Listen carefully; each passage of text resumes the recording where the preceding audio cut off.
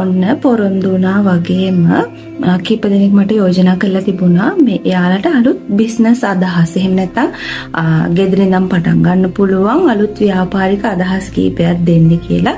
ඉතින් ඔන්න මම වීඩියෝ සීරීස් එකක් විදිහට දිගටම ඔයාලට ගෙදරින් ඉඳන් කරන්න පුළුවන් බිස්නස් අයිඩියාස් එහෙම නැත්නම් අලුතෙන් පටන් ගන්න පුළුවන් අලුත් ව්‍යාපාරික අදහස් එකතු කරලා වීඩියෝ මාලාවක් අරගෙන එන්න ලෑස්ති වෙලා ඉන්නවා. ඉතින් අද පළවෙනි වීඩියෝ එක ඉතින් මේකෙන් මම ඔයාලට දෙන්න බලාපොරොත්තු වෙන්නේ අදහසක්.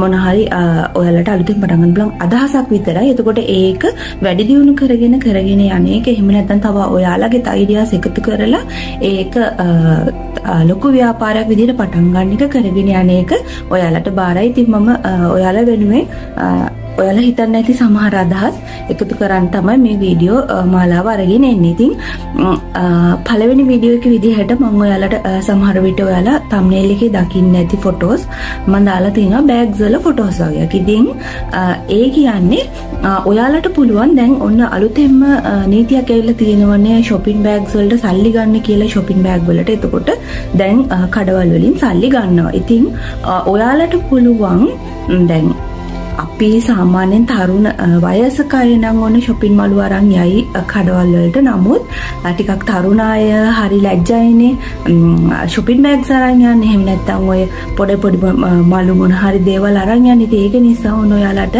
ලොකු අවස්ථාවක් හම්බෙලා තියෙනවා. ලස්සන මොන හරි ඔයාගේම අදහසක් විදිහට ලස්සන bags වෙළඳ පොළට එකතු කරන්න. එහෙම නැත්නම් online business එකක් විදිහට හරි ගෙදර ළඟ පාතක කට්ටියට හරි ඔන්න ඔයාලට අලෙවි කරන්න එහෙම නැත්නම් කඩවල් වලට දාන්න අවස්ථාවක් හම්බෙලා තියෙනවා. මොකද මම ඔයාලට උදාහරණ විදිහට පොඩ්ඩක් පෙන්නන්නම්. මේ මෙන්න මේ වගේ බෑග් මේවා සාමාන්‍යයෙන් රුපියල් 150 ඒ වගේ ගුඳලවල් වලට තමයි විකිනෙන්නේ කඩවල් වල. ඉතින් මේ වගේ බෑග්ස් එහෙම නැත්නම් තව තියෙනවා මේක නම් මට මේ ක්ලෝතින් ෂොප් එකකින් හම්බෙච්ච බෑග් එකක්.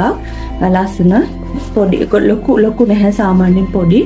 මෙන්න මේ වගේ බෑග්ස් ඔයාලට පුළුවන් මහලා මෙන්න මේ මැටීරියල් එක මම හරියටම නම නම් දන්නේ නැහැ. මේ බෑග් මැටීරියල් එක ඔයාලට හොයාගන්න පුළුවන් වෙයි චුට්ටක් ඉන්ටර්නෙට් එකත් පාවිච්චි කරන්න. මොකද ස්මාර්ට්ෆෝන් එකක් අතේ තියෙනවා කියන්නේ අපිට ඉතින් සර්ච් කරලා තව දැනුම එකතු කරගන්න පුළුවන්. ඒක නිසා ඔයාලට පුළුවන් තව ඒ මැටීරියල්ස් මොනවද කියලා චුට්ටක් හොයලා බලන්න. ඉතින් ඒ වගේ බෑග් ඔයාලට ඕන මහන්න පුළුවන්. ඒ කියන්නේ මං කියන්නේ සයිසස් කීපයකට එතකොට